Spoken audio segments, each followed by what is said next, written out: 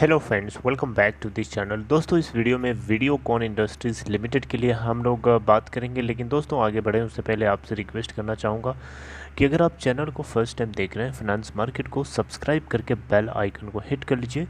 और demat account अगर आपको ओपन कराना है तो डिस्क्रिप्शन बॉक्स में लिंक फॉलो कर सकते हैं। दोस्तों, अपस्टॉक में अकाउंट ओपन कराने के लिए बहुत ही सिंपल प्लेटफॉर्म है, आप देख सकते हैं जाके। दोस्तों, यहाँ पे एक खबर निकल के आ रही है, वीडियोकॉन इंडस्ट्रीज़ लिमिटेड के जो लेंडर्स हैं इनकी तरफ से एक दूसरे तरीके की सोच निकल के आ रही है, जो हम लोगों को उम्मीद नहीं थी, लेकिन हम लोग सोच रहे थे कि ऐसा हो। दोस्तों, आपको मैंने बताया था national company law appellate tribunal जो है सुप्रीम कोर्ट में जब ट्विन स्टार पहुंचा था इस बात को इंश्योर करने के लिए कि एनसीएलटी ने जो जजमेंट पास किया है उसको माना जाए।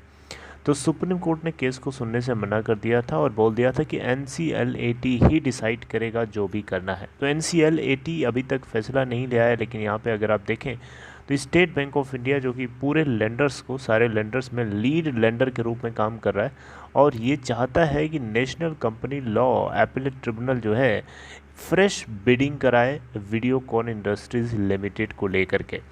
क्योंकि इसका मानना है कि नेशनल कंपनी लॉ ट्रिब्यूनल की तरफ से जो जजमेंट पास किया गया वो जजमेंट जो है कॉन्साइड नहीं कर रहा है एनसीएलएटी की तरफ से।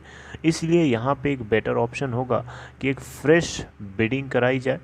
आपको पता होगा ट्विन स्टार एंड टेक्नोलॉजी, जो कि एक वीडियोकॉन जो कि वेदांता ग्रुप के जो चेयरमैन हैं अनिल अग्रवाल, उन्हीं की एक कंपनी की एक सब्सिडरी कंपनी है, एक साइड आर्म है।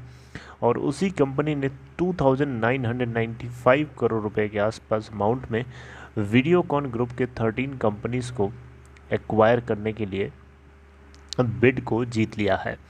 लेकिन बहुत ही चैलेंजिंग पार्ट है, इतना आसान नहीं होगा, और अब तो बहुत ही मुश्किल होता जा रहा है, क्योंकि अब तो चांस ही नहीं लग रहा है। और यही चाहिए, हम तो यही चाह रहे थे, क्योंकि वीडियोकॉन इंडस्ट्रीज़ लिमिटेड के शेयर्स को इरेज कर दिया है इन लोगों ने, इक्विटी शेयर्स को ज़ीरो कर दिया है। उनके शेयर होल्डर्स आज भी वेट कर रहे हैं इस बात को लेकर के कि काश वीडियोकॉन इंडस्ट्रीज़ लिमिटेड के शेयर्स को फिर से स्टॉक एक्सचेंज के ऊपर लिस्ट कर दिया जाए। तो दोस्तों, यहाँ पे मोटा मोटा समझाऊँ मैं आपको तो ये है कि एसबीआई जो है चाहता है कि फिर से एक बार बिडिंग कराई जाए Videocon industries limited group companies को लेकर के। और इस फ्रेश बिडिंग में वीडियोकॉन ग्रुप के जो चेयरमैन हैं वेणुगोपाल दास धूत, इनके पास भी एक बढ़िया मौका होगा कि इसी बीच में, अब देखिए, कोई भी तीसरा पर्सन आएगा, चाहे हम ट्विन स्टार की बात करें चाहे कोई भी हो, वो 100% तो रिकवरी नहीं देगा इनको। 61 to 62,000 करोड़ रुपए का टोटल डेट है, क्लेम किया गया है वीडियोकॉन ग्रुप के पास। और ये पूरा का पूरा डेट रिकवर करना किसी भी बैंक के लिए बहुत ही मुमकिन नहीं है, बहुत ही नामुमकिन बात है, बिल्कुल इम्पॉसिबल है। ठीक है, तो कोई भी तीसरा बंदा आएगा, थर्ड पार्टी आएगी, वो पूरा रिकवर इनको करके नहीं देने वाली है। तो इस बीच में वेणुगोपाल दास धूत अगर बोलते हैं कि ये 50% 31,000 करोड़, जैसा कि ये बार बार बोलते रहे हैं, ये 31,000 करोड़ रुपए अगर ये दे देते हैं तो क्या लेंडर्स इनकी बात को मानेंगे? और 31,000 करोड़ रुपए देने का सोर्स क्या होगा, ये भी वेणुगोपाल दास धूत से पूछना चाहिए। और अगर वो सोर्स जेन्युइन है, लेजिटिमेट है, तो डेफिनेटली उनको इस बात ये करने के लिए एक मौका देना चाहिए। अगर ऐसा होता है तो डेफिनेटली वीडियोकॉन इंडस्ट्रीज़ लिमिटेड के शेयर्स को वापस स्टॉक एक्सचेंज के ऊपर लिस्ट किया जा सकता है। ये मुझे एक पॉसिबिलिटी दिखती है दोस्तों, ज़रूरी नहीं है कि ऐसा हो, इसका उल्टा भी हो सकता है, ऐसा हो भी सकता है, नहीं भी हो सकता है।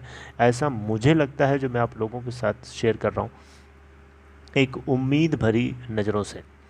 मेरी बात समझ रहे ना?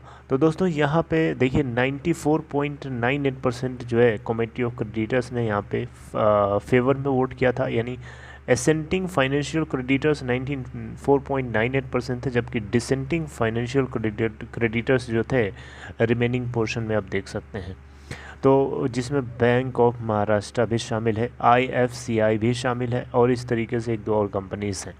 ये बिल्कुल नहीं चाहती हैं कि ये किसी भी तरीके से ट्विन स्टार के हाथ में जाए, क्योंकि ट्विन स्टार बहुत चालाक है, और उसकी चालाकी काम नहीं आएगी। लालच बहुत बुरी बला होती है और शायद ये चीज़ जो है यहाँ पे अप्लाई होती हुई नज़र आ रही है। ज़्यादा लालच नुकसान कर देती है।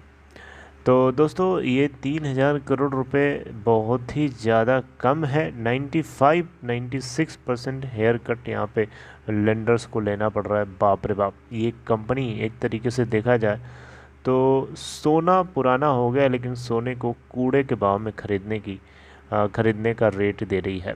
बिल्कुल ये सही बात आप सुन रहे हैं, कुछ ऐसा ही नज़र आता है। तो दोस्तों ये तो अब समय बताएगा कि आगे क्या होने वाला है। जैसे जैसे चीज़ें डेवलप होंगी मैं आप लोगों के साथ डिस्कस करता रहूँगा, आप लोगों को बताता रहूँगा। आप अपना ख्याल रखिए और कनेक्टेड रहिए, चीज़ों को समझते रहिए और सुनते रहिए। Take care, we will meet in next video with next information.